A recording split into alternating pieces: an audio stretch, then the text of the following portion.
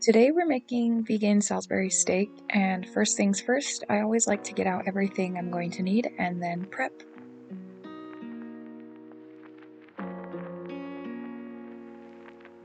For this, I'm going to be cutting up some onions and pressing garlic, so I'm getting those ready first.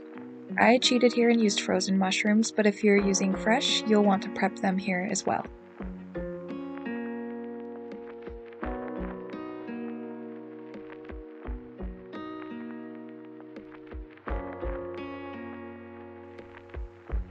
We'll do the steak first, so I'm mixing my flax eggs and setting that aside to work its magic while I add all of the dry ingredients together in a bowl and just mix that up really good.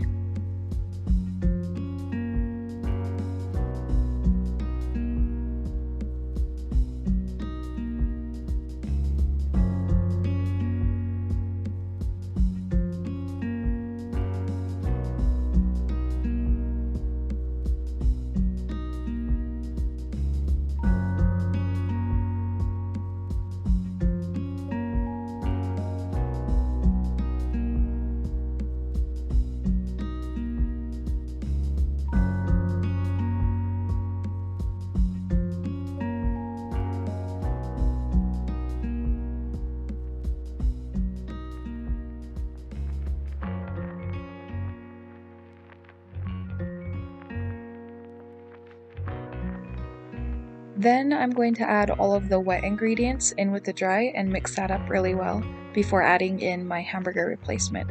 So I'm using Beyond Meat for this recipe, and you can use, of course, whatever you like best.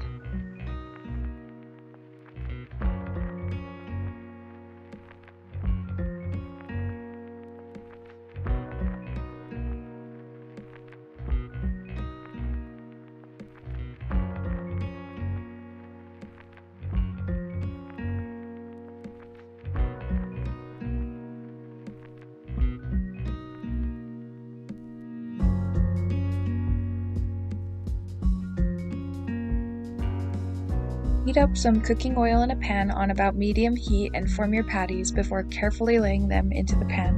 And after several minutes, go ahead and flip those over and let the other side cook.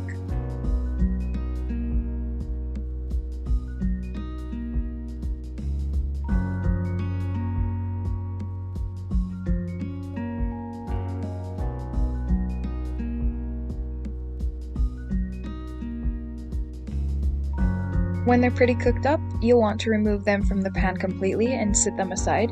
The gravy will be made in the same pan, and the brown bits really add to the flavor, so don't clean your pan in between. Now we're going to move on to the gravy, and first we're going to add the vegan butter and let the onions cook for a few minutes before adding the mushrooms.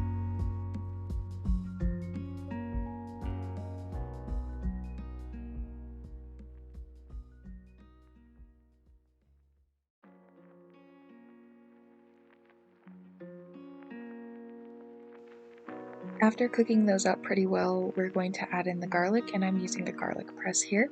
Let the garlic cook just a couple of minutes and slowly add in about half of the broth. I'm using not beef for my broth.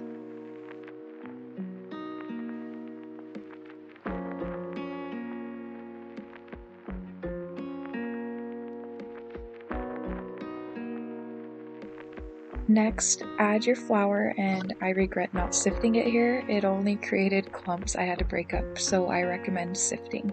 Then add in the remainder of the broth. As you're stirring, make sure you're scraping the bottom of the pan to keep things from sticking and burning.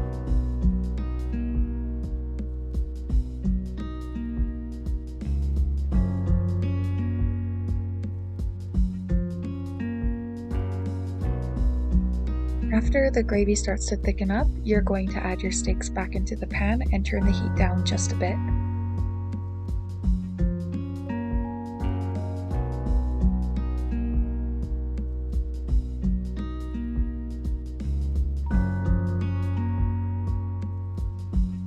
I like to serve mine with mashed potatoes, which I prepare while everything's cooking, but they're also great on their own as well.